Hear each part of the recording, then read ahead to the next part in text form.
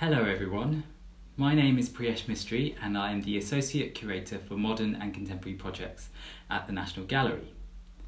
I am speaking to you today not from the gallery but from my home in South London, and like many of you I have been self-isolating here for the past few months. This has been a difficult time for many of us, especially as we have not been able to see any of our close friends or family if they live elsewhere. This is particularly tough for those of us who have recently lost loved ones or have been affected by recent news. I have always turned to art as a place to contemplate during difficult times. So I want to take this moment to look at artworks in the National Gallery's collection that could help remind us of how we might still be able to come together to share our thoughts, our feelings, memories, and to remember our loved ones. This painting from the 15th century hangs in the Sainsbury Wing at the National Gallery. The title of this work is The Dormition of the Virgin, and it shows the moment after the Virgin Mary has passed. Although we do not know who authored this painting, we know that it may have been part of a larger altarpiece from the region of Tyrol in Austria. In this small panel, we see the Virgin Mary laying serenely in her bed, dressed in a vivid blue gown and draped with a beautiful red and gold embroidered blanket.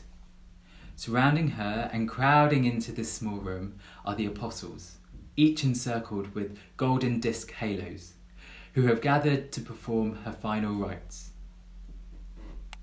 Now, according to the narrative on which this scene is based, in the 13th century manuscript of the Golden Legend, John the Evangelist and the other apostles, who were spreading the word of Christ in different parts of the world, miraculously appeared at the Virgin Mary's side upon hearing the news of her passing.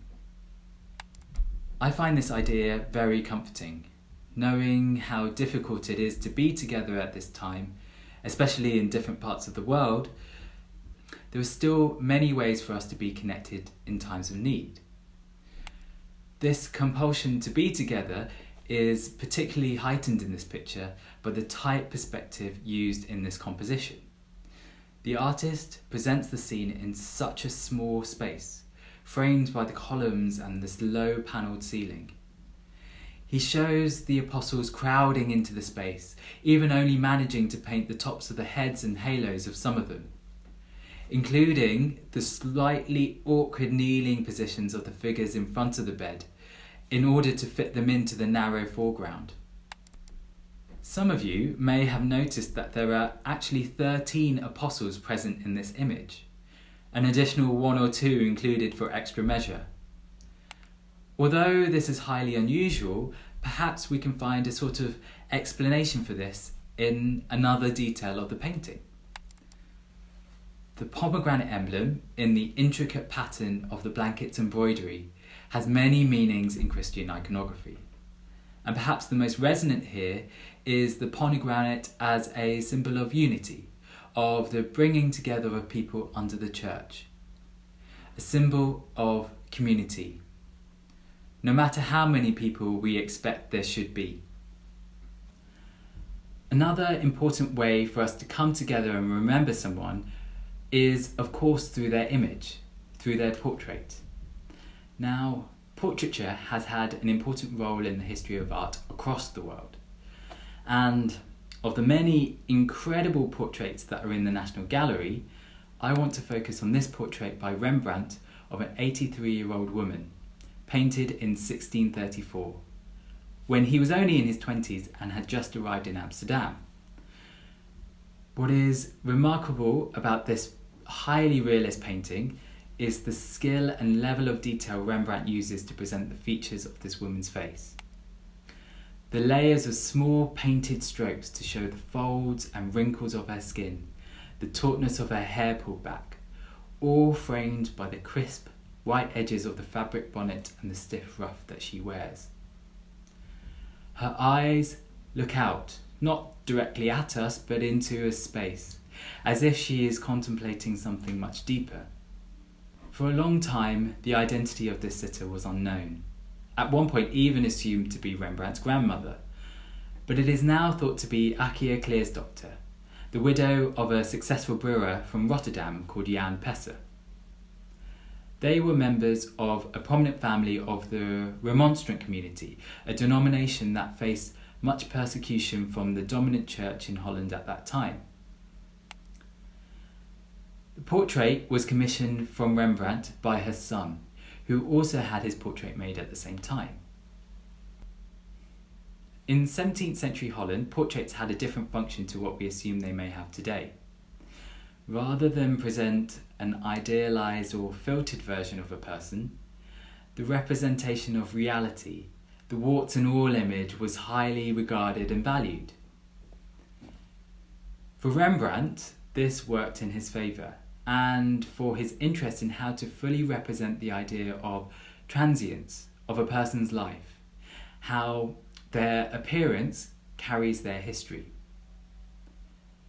And it's important to remember that the sitters also hold some agency in the way that they want to be presented and how they are remembered. Here, Claesdr chooses not to wear the most expensive fashions of the day just to show how wealthy she is.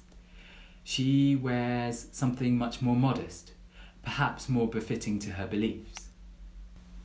What is powerful about portraits is that we together can see, remember, and celebrate a person through their image, their likeness, an image that they too have helped to produce. The last painting I would like to talk about is one that you may recognise.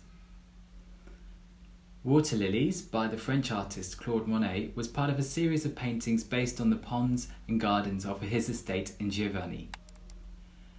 The painting we have in the National Gallery's collection is immense. It's 2 metres high and just over 4 metres wide. A monumental canvas that focuses solely on the rippling surface of the water, the reflections of the sky and clouds, and perhaps the willow trees and foliage that surround the pond. Water-lilies themselves appear to float on the surface, both on water and the canvas, their bright leaves atop a shimmering nebulous of colours.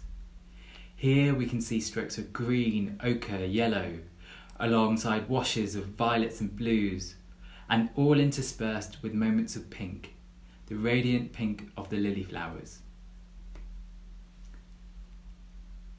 Monet was in his 70s when he embarked on these monumental paintings, but at a moment in his life of particular introspection and mourning.